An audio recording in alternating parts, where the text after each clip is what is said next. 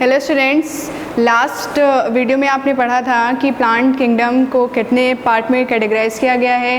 ठीक है, जिसमें मैंने बताया था आपको पहला कौन सा है, थैलोफाइटा, ब्रायोफाइटा, टेरिडोफाइटा और जिम्नोस्पर्म और एंजियोस्पर्म। ठीक है, तो लास्ट टाइम पे मैंने आपको थैलोफाइटा और ब्रायोफाइटा के बारे में पढ़ाया था। अब मैं आपको पढ़ाऊँगी टेरिडोफाइटा के बारे में। ठीक है, अब देखिए जो टेरिडोफाइटा के प्लांट्स होते हैं उनका एक स्पेसिफिक जो फीचर होता है वो है ये है कि जितने भी टेरिडोफाइट्स प्लांट्स होते हैं, जितने भी टेरिडोफाइट्स होते हैं वो क्या होते हैं, सजावटी के रूप में हमें क्या होते हैं, सजावटी के रूप में हम उन्हें यूज़ करते हैं। जैसे कि आपका है फर्न है, सेलेजिनेला है, ठीक है, एक्विसीटम है। ये सारे प्लांट्स आपने देखा होगा कि रेस्टोरेंट के बाहर बहुत सारे प्लांट्स रखे हुए होते हैं सजावट के रूप में, तो उनमें से कई सारे टेरिडोफाइट्स होते हैं, कई सारे जिम्नोस्पर्म्स होते हैं।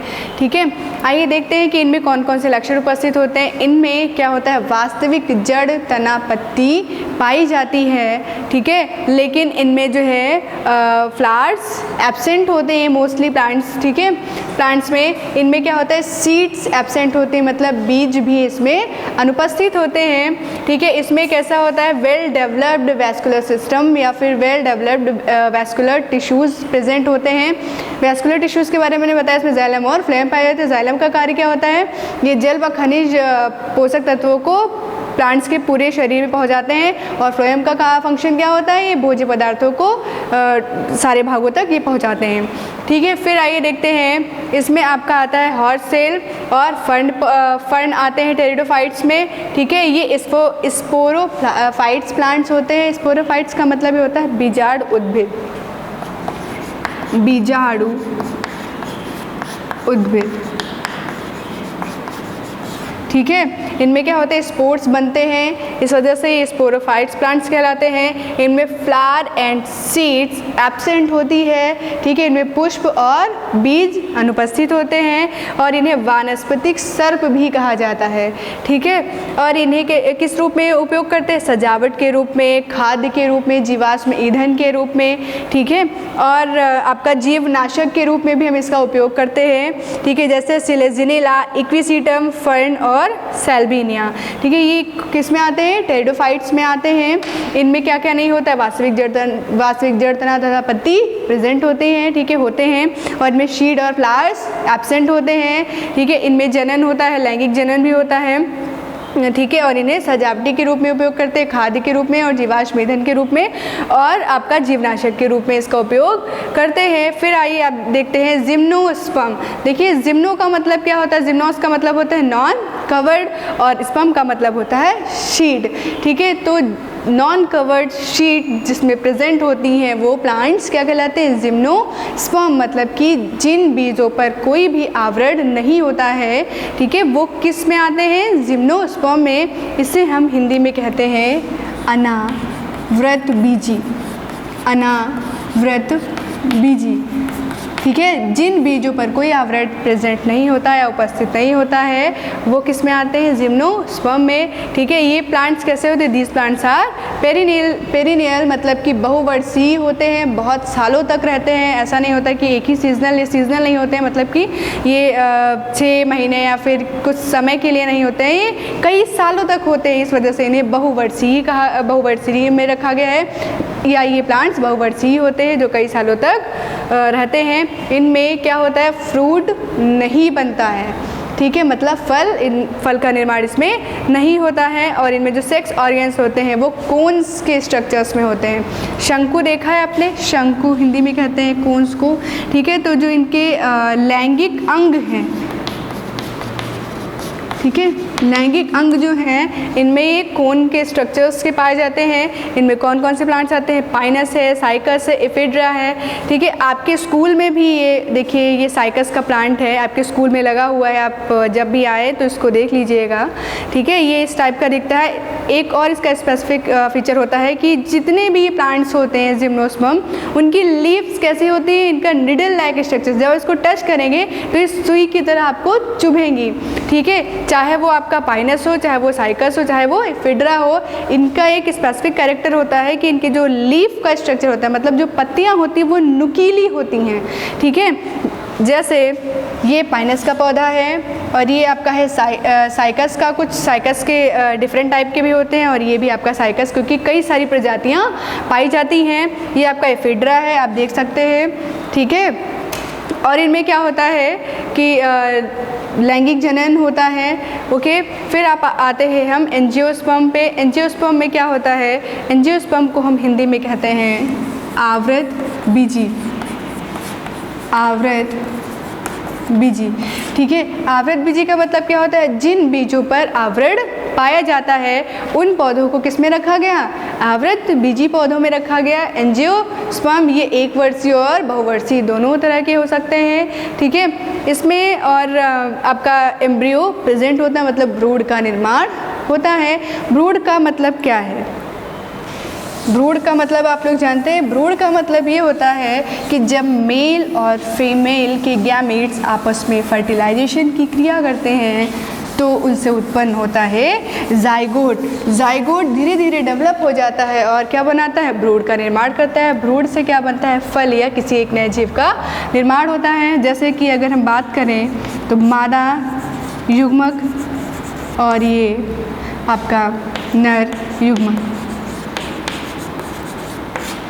ठीक है। युग्मक तो पता होगा, अगर नहीं पता तो मैं बता देती हूँ। युग्मक क्या होते हैं कि ये मादा से उत्पन्न होते हैं, गैमीट्स एक प्रकार की संरचना है, ठीक है। और ये आपका नर युग्मक नर से उत्पन्न होते हैं। ये आपस में क्या करते हैं, निषेचन की क्रिया करते हैं, निषेचन, फर्टिलाइजेशन,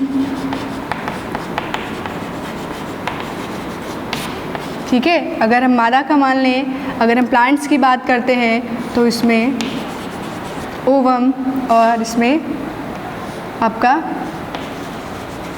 स्पर्म, ठीक है। अगर हम एनिमल्स की बात करें तो ओवम और स्पर्म जो है इनके गैमेट्स आपस में निषेचन करते हैं और जाइगोट, जाइगोट मतलब युग्मनज का निर्माण करते हैं। युग्मनज धीरे धीरे डेवलप हो जाता है, किसका निर्माण करता है, भ्रूण का, जिसे हम एम्ब्रियो कहते हैं, ठीक है। एम्ब्रियो एक नए, एम्ब्रियो से एक नए जीव का निर्माण होता है। अगर हम ह्यूमन की बात करें, अपनी बात करें तो ओवम और स्पर्म फर्टिलाइजेशन करते हैं, निषेचन करते हैं। देन निषेचन की क्रिया के बाद जाइगोट एक गोल शेप में संरचना में बनता है, ठीक है। और उसके बाद इससे धीरे धीरे डेवलप होने लगता है। जब भ्रूण बनता है तो क्या होता है, हमारे हाथ पैर इसमें निकलने लगते हैं और इससे क्या होता है, एक नए जीव का या हमारा निर्माण होता है।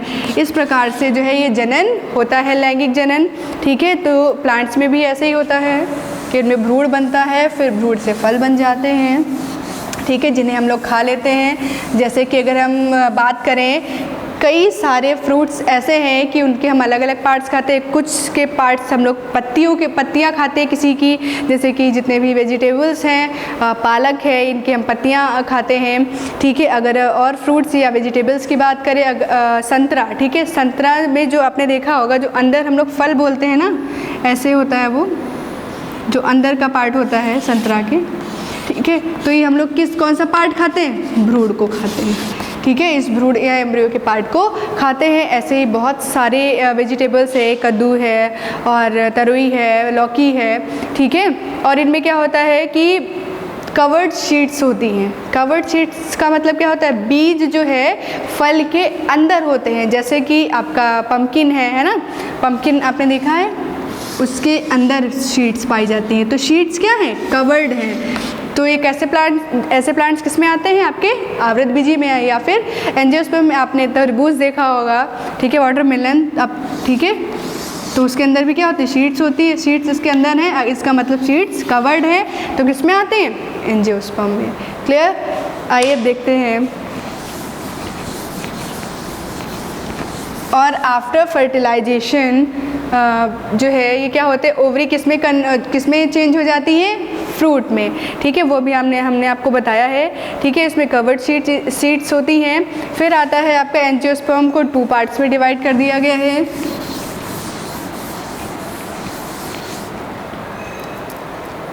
एंजियोस्पर्म को या आवृत बीजी को जियोस्पर्म, आवृतबीजी को 2 पार्ट्स में डिवाइड कर दिया गया है 2 लक्षणों के आधार पे।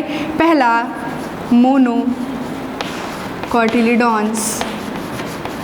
And second is डाइकोटिलिडॉन्स। ठीक है, आवृतबीजी तो समझ में आया। ठीक है, अब इसको जो है करेक्ट इसके लक्षणों के आधार पे इसको 2 और कैटेगराइज कर दिया गया है। पहला मोनोकोटिलिडॉन्स, दूसरा डाइकोटिलिडॉन्स। मोनोकॉट्स में कौन आते हैं आपका, एक बीजपत्री पौधे, एक बीजपत्री, और द्विबीजपत्री। अब देखिए इसमें डिफरेंस क्या होता है, द्विबीजपत्री। अब इन दोनों को अलग अलग, ऐसे प्लांट्स को अलग क्यों कर दिया गया है कि एक बीजपत्री को मोनोकोटिलिडॉन्स में रखेंगे और एक द्विबीजपत्री को अलग कर दिया गया है। देखिए एक बीज का मतलब क्या होता है, सिर्फ एक बीज प्रेजेंट हो, किसमें, लेकिन जो बीज 2 भागों में विभाजित ना हो सके। पहले आप द्विबीजपत्री समझिए, फिर एक बीजपत्री समझ में आएगा। द्विबीजपत्री आपने दाल देखी है, चना देखा है, ग्राम देखा है ना।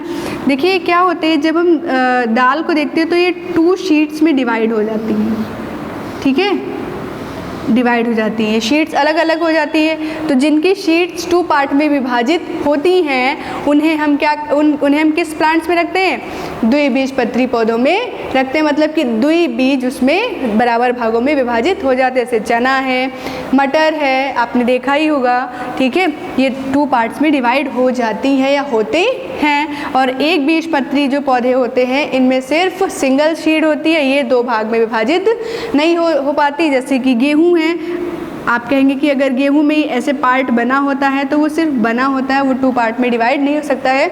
2 पार्ट में हम डिवाइड तभी कर सकते हैं जब हम उस पर फोर्स लगाएं, वो ऑटोमेटिक नहीं होता है। ठीक है, मतलब कि वो पहले से नहीं होता है, वो एक ही बीज होता है। ठीक है, जैसे चावल है, इसको हम तोड़ तो सकते हैं 2 पार्ट्स में, लेकिन हमें तोड़ना नहीं है, ये विभाजित होते हैं।